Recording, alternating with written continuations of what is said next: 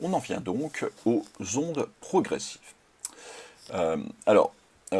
Progressives, pardon, périodiques tout d'abord. Alors si on revient sur l'animation, une onde, c'est donc une perturbation qui se propage dans l'espace et qui change dans le temps, au cours du temps. Alors évidemment, ça tombe sous le sens, vous avez vu les phénomènes périodiques en collège et en seconde. Une onde périodique, ce serait une perturbation qu'on créerait régulièrement au cours du temps.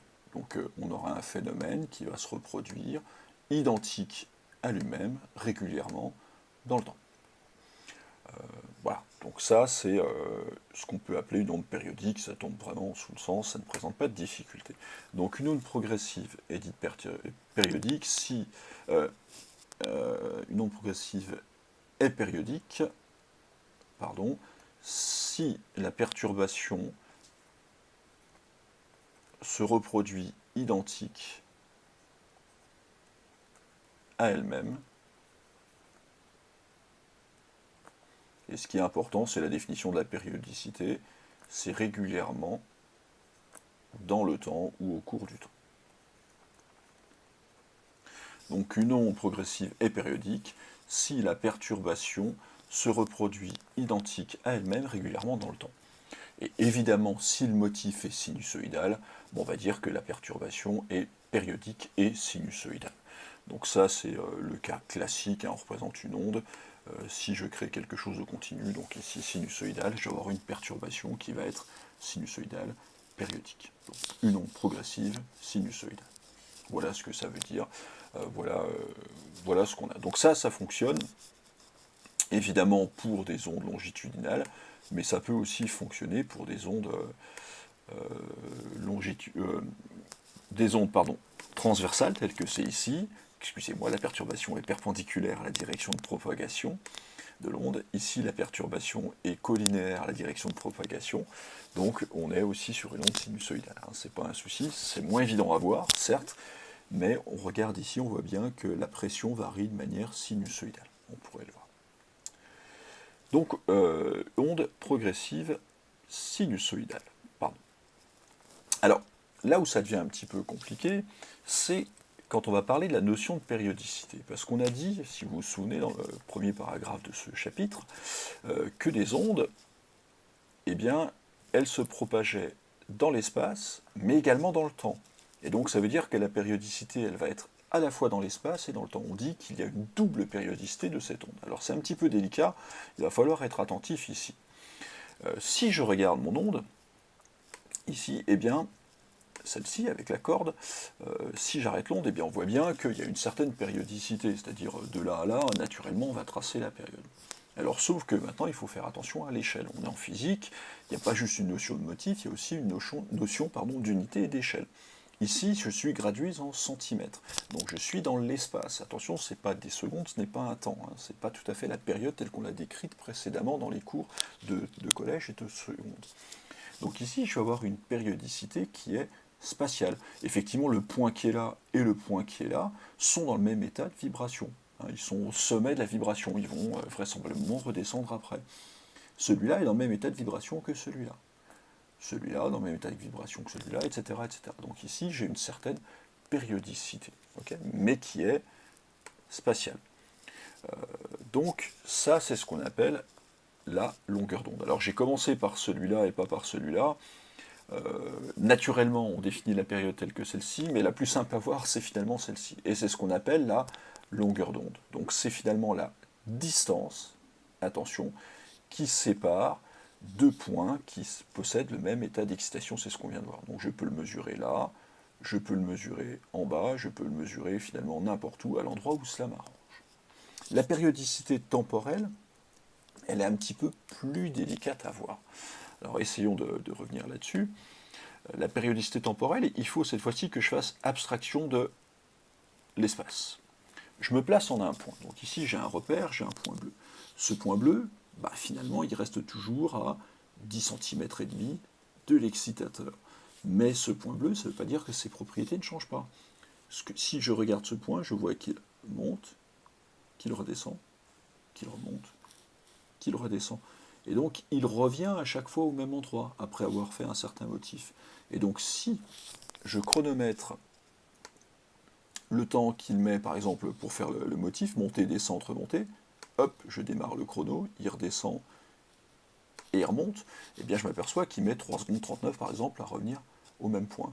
Je peux recommencer la mesure, je vais retrouver aux erreurs expérimentales près la même valeur. 3 secondes 53. Si je prends ce point-là, eh bien je vais pouvoir faire exactement la même mesure, je chronomètre, il monte, il redescend, et il revient au même état de vibration, 3 secondes 39. Donc tous ces points ici vont localement, c'est-à-dire si je me place en un seul endroit, si je regarde un seul point, faire tous le même mouvement dans le même temps. Et bien ça c'est ce qu'on définit, c'est comme ça qu'on définit aussi une certaine périodicité, qui est en secondes ici, donc c'est une périodicité temporelle. Donc chaque point aura également une périodicité temporelle, et donc c'est la durée la plus petite évidemment qui sépare l'arrivée de deux perturbations successives en un point. Ou plutôt on peut dire le temps que va mettre, le plus petit temps que va mettre un point pour revenir au même état de perturbation. Et donc c'est ce qu'on appelle la périodicité temporelle T. Et donc c'est le nombre de fois par seconde que le phénomène se reproduit à identique à lui-même. Et donc on pourrait noter ici qu'on peut définir la fréquence de l'onde, F, qui est égale à l'inverse de la période telle qu'on l'avait définie précédemment. Évidemment, il faudra mettre cette période en secondes pour avoir la fréquence en Hertz. Si je regarde avec une onde longitudinale, eh bien, c'est exactement la même chose. Ici, je vois bien que le point qui est là, alors c'est une autre propriété de la matière qui change, localement c'est la pression, mais je vois bien que la pression, elle augmente, elle diminue, puis elle revient au même point. Et puis si je chronométrais, je m'aperçois qu'elle fait ce mouvement dans un temps régulier. Si je chronométrais ici en un autre point, je verrais que je mets le même temps pour faire exactement le même motif. Donc je peux définir également cette périodicité temporelle. Je pourrais finalement définir la périodicité spatiale de la même manière. Il suffirait que je trouve deux points qui soient dans exactement le même état de pression. Alors c'est un petit peu délicat ici parce que je me suis peut-être pas mis assez rapidement. Voilà. Donc je me mets par exemple ici et ouais, c'est délicat, je peux pas tout à fait faire. Je suis en opposition de phase, tac. Voilà, ici en quelque sorte. Donc la distance qu'il y a entre cet endroit-là et celui-là, eh bien c'est ce qu'on appelle la longueur d'onde, c'est une périodicité spatiale, puisque les deux points qui sont ici vibrent, donc on voit leur pression changer de la même manière et de manière synchronisée. Bon, c'est peut-être plus délicat ici, mais sachez que si vous savez représenter ou repérer les deux périodes sur ce genre d'onde, c'est déjà pas si mal que ça. Pour représenter la périodicité spatiale, ici c'est assez intéressant. Imaginons maintenant j'ai donc une onde à la surface de l'eau, une vague, donc la vague en blanc c'est le sommet de la vague, en noir c'est le creux. Et bien je vois bien que j'ai mon flotteur qui va monter et descendre en suivant ce mouvement de vague. Ce qui est représenté ici, le flotteur fait que monter et descendre au cours du temps. En revanche, il reste au même point. Il est à, admettons, 20 cm ici de mon excitateur. Donc je vois bien ici que j'ai une périodicité dans le mouvement, que je peux mesurer de là à là ou de là à là, une périodicité qui est temporelle. Je pourrais donc mesurer ainsi la fréquence de mon onde ici. En revanche, si je prends un deuxième flotteur, je vois bien que si je le mets au même endroit et puis que je l'éloigne, eh bien je vais pouvoir trouver un endroit où il aura exactement le même mouvement que celui-là. Ils seront les deux, on va dire, ils seront en phase. Ils vont vibrer ensemble, faire la même vibration, mais avec un certain décalage, ils vont être décalés l'un de l'autre. Eh bien, on va voir qu'ils sont séparés de ce qu'on appelle une longueur d'onde, qui équivaut à la période spatiale. Alors dans le cas d'une vague, c'est facile à mesurer, c'est simplement la distance entre deux sommets de vague, par exemple. Alors ceci nous amène à une dernière grandeur qui va nous permettre de relier qui va nous permettre de trouver la relation entre les deux périodicités. Alors ça tombe un petit peu sous le sens, puisqu'on a lambda, la longueur d'onde, qui s'exprime en mètres, on a la période qui s'exprime en secondes, la période temporelle. Et bien on voit bien que mètres et secondes, quel est le lien qui peut faire, quelle est la grandeur qui peut faire le lien entre des mètres et des secondes, c'est soit des mètres secondes, unité qu'on n'utilise pas beaucoup, soit des mètres par seconde, et ça on le sait, c'est l'unité de célérité ou l'unité de vitesse. Donc en gros, qu'est-ce qui va lier les deux grandeurs? Eh bien c'est l'unité qui va nous le dire. Mètres par seconde, c'est l'unité de la célérité. Donc l'unité veut bien dire ce qu'elle veut dire. Je divise une grandeur qui s'exprime en mètres par une grandeur qui s'exprime en secondes. En l'occurrence, la longueur d'onde divisée par la période temporelle.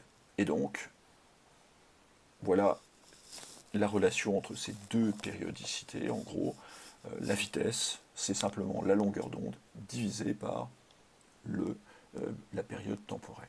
Alors, en gros, ça, c'est juste un cas particulier de la relation qu'on a vue ici, qui est valable dans tous les cas. En gros, qu'est-ce qui se passe? Eh bien, dans un temps t, l'onde a parcouru une distance lambda. Voilà, c'est simplement ça que ça veut dire. Lambda est la distance parcourue par la perturbation pendant une période t. Voilà, quelques exercices à faire. Bon courage à vous.